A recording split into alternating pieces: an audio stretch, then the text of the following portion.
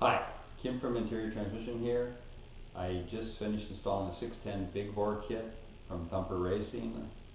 I'm going to go over the finer details of the install. I'm not going to show you the disassembly because the video would be too long.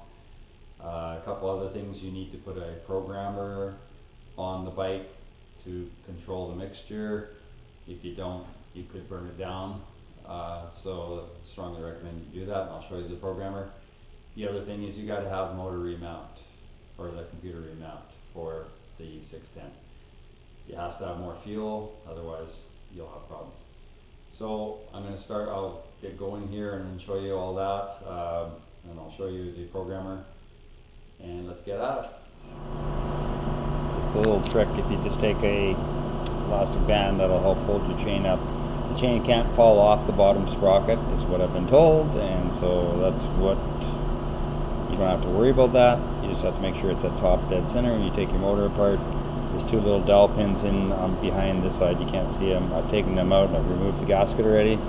You just don't want to be dropping anything in the motor because you're going to have a big problem getting it out. There's the original piston and there's the new piston. It's just marked exhaust here because the valve reliefs on the exhaust valves are smaller than the intake, so you gotta make sure you put your piston in the right way.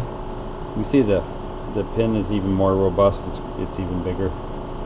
And then it's your compression ring and your oil control rings with the center. Basically that just separates the two rings, and then you got your two new clips for your piston, for your connector on pin, and of course you've got your base gasket and your head gasket.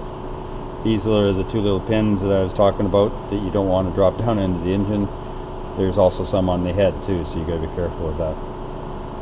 And there's the 610 big bore, and there's the original cylinder. This isn't my cylinder.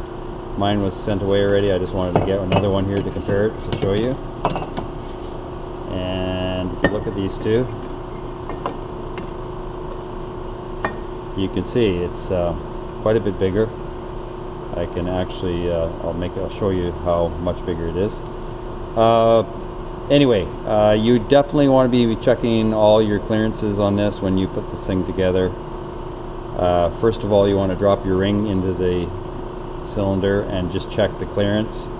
You can use the piston to square it off, and I'll show you that after I've done that. So this has totally been re-sleeved. As you can see, they've pressed it out. This is not, they don't bore out the original sleeve. They couldn't because of this. And one concern I have is this: I've already tried to put it in the motor and it's very, very tight. I'm going to just make sure these edges are been relieved a little bit, just so they're not sharp, and gouge the basically gouge the block when you're pushing it in. And a couple little tricks: if you put this in the freezer and get it cold, that's going to help. And I'm going to take a radiant heater and I'm actually going to heat the motor up on the one side while I'm working on it, so it's warm, and it'll help it go together a lot smoother. I'll just show you the back of the pistons here if you want to see. So you can see it's quite, this is a forged piston. I'm pretty sure it's cast piston. Here's a view of the difference in the size of the jug. So that's the stock 500 cylinder down on the bottom, and of course that's the 610 on the top. So one thing you definitely want to do is drop your compression ring into the cylinder on the bottom side and just check the fit and check the clearance, the gap. Now the way to square it off is you just take your piston and you just drop it into with the ring in there, and you just basically go by feel and make sure that it's the same all the way around, and then just take a feeler gauge. Sorry for the jerkiness here. I don't even know where my feeler gauges are, but anyway, I've checked it. We're sitting about 10 thou gap on this ring, possibly about 11, and this one's about 12, but it is worn, so it seems pretty good to me. Now I'm going to check the other end of the cylinder just to make sure it is the same, and I'm going to get it ready for assembly. I've checked this, and I'm exactly 10 on both ends on my cylinder on my 610, so pretty happy with that. It seems even, so I'm going to start the assembly here. So I'm just heating up the motor with the heat dish here, trying to get it so it's kind of warm, and I've got my cylinder right now, it's in the freezer. I just pre-wiped it with oil, the cylinder, so it's ready to go as soon as I grab it.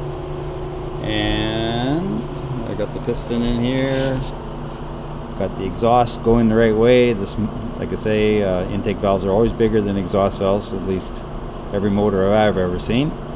And it's all ready to go. Got the little C-clips in there, pre-oiled the piston connecting rod pin, and I'm going to get ready to assemble. I've got the two little dowel pins in here. There's one behind you, can't see the other one, it's right there. And it's ready to go. So I'm just still waiting for the motor to get nice and hot. In the meantime, I've taken a little bit of oil and I've rubbed where the jug actually drops into the block of the motor, and you just want to lubricate it a bit because this is a interference fit. That's why I'm heating up the block and I'm trying to freeze the cylinder so it goes in fairly easy. Aluminum's going to expand a lot more than the jug is because the actual cylinder is metal with aluminum on the outside where the jug is pressed into. So don't know how easy this is going to go in, but I've been told you got to use a plastic hammer to get them together. Some guys have had gouging of the block, and that's not a good thing because then you could have, number one, you don't want to gouge it up. It's supposed to be just an interference fit. We're talking probably a quarter of a thou, but it's just got to be tight. If it's not tight, these motors wouldn't hang together. So trying to speed up the process here, I'm just going to use a heat gun here, and I'm going to heat the other side of the block. You don't want to get smoking hot or anything, you just want to get it so you can feel some temperature on the motor.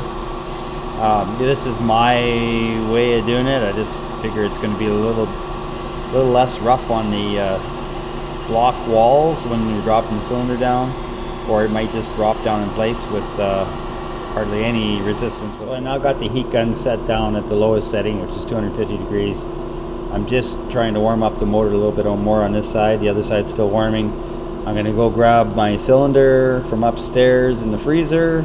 It's been pre-oiled, and I'm going to attempt to drop her down and see how it goes together. Now I don't know if you can see this, but I've taken a bolt, since I got lots of bolts around here, metric. It's actually slightly longer than the bolt that goes into the head, and this is just a small bolt. I'm going to use this as a guide. It'll help me drop down square onto these pins. I don't want to be turning the jug too much, and so this is going to help me guide it. I've made a little notch in here so I can take a small screwdriver and just unscrew it when we're done. And as you can see, the bolt is actually longer, so it's going to help guide me down nice and straight with no issues. So I couldn't show you how we put the piston into the jug. It was a two-man job. We had to move everything out of the way.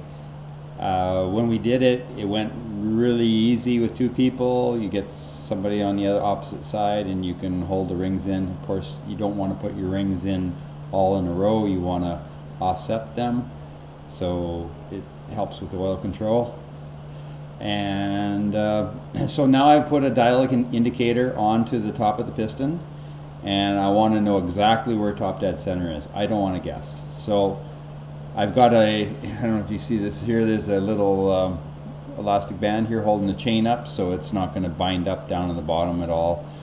And now I have a recluse clutch, so this ring here will turn independently of the clutch basket. So turning this piece will not turn the motor over. So I've got a piece at the bottom here that's welded. It goes into the clutch basket, so I can actually just move the motor back and forth. The recluse clutch is making it more difficult to do this, but you just got to work with it. So I'm going to change the camera so you can actually see it a little closer, but I have the dial indicator right on 0, and I have actually got a mark here on the clutch basket.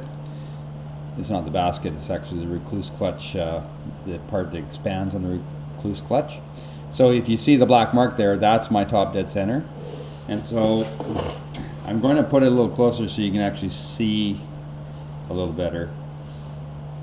Okay, so that's pretty good. I can see the dial indicator good. in the picture. So I'm just going to move this just to give you an idea how this is precise top dead center, and you want it on precise top dead center, because if your chain's out one notch, you could, number one, it's not going to run right. Number two, the valves could hit the head, or sorry, the valves could hit the piston.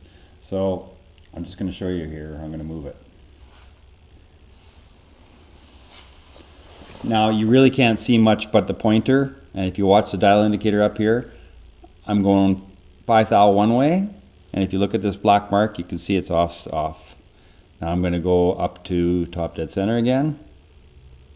There's top dead center, dead center. Now I'm going to go 5 the other way, and that's about 5. So as you can see, you want to do that because it just gives you more, makes sure you're dead top dead center.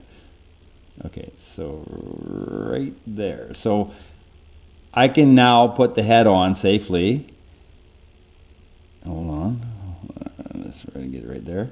I can now put the head on safely, and I can come back and reference this mark and make sure it's still at top dead center.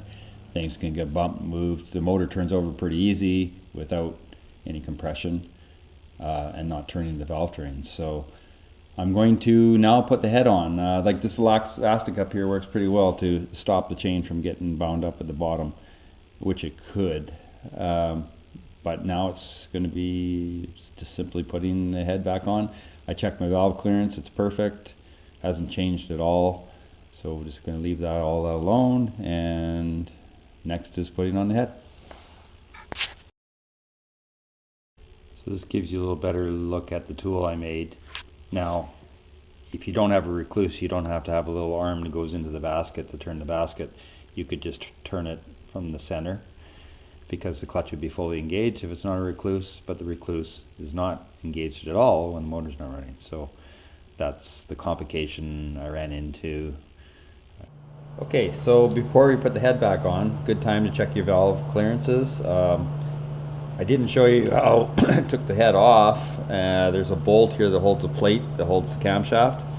You don't want to pull the camshaft out and leave it out, because if you turn the head upside down, there's little lash adjusters on top of the valves, and that's how you adjust the valves. So right now top dead center is in there somewhere. It doesn't really matter. I can just move it so the cam's away from the lobe, and I can just check my clearance. Now this is a little on the tight side, but it's good. It's within specification, and the same thing on the exhaust. I've already checked all that. So this little bolt here, when you go to assemble it, you have to pull the cam out. It drops down. You get the chain back on. There's a top dead center mark right up here. I've marked it with white, and there's a mark right there. I've marked with white. This is a little dimple on the gear. So that's top dead center. So as long as my mark on my clutch is sitting right where I left it, the dial indicator is removed, and I should be able to just slip the head on, slip the chain on. So I'll show you a bit of that. And I'll get rid of this elastic that's holding the chain up. I'm just going to leave this other elastic on here for a second. I should be able to reach down when I'm putting the head on and just pick that elastic back out. This is that pin I used to help guide me in place. You can see it's sticking out plenty. I made a slot on it so I can get it out. Heating up the block with on both sides, getting it warm, and putting the cylinder in the freezer was the best thing I could do. It just slid together like butter. And with this pin here, it just perfectly aligned for the pins in the head, or sorry, in the block. Problem is, if it's a friction fit, which it is, they use basically plastic hammers and they're pounding these in.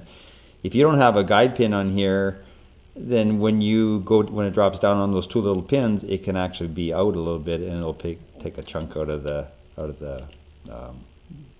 jug. So you got to be careful with that, because it could be out just slightly. With this pin, I didn't have to worry about it. It was perfect. Plus the fact that it was such a loose, well, not a loose fit, but I could actually it literally just slid down into place because of the temperature difference.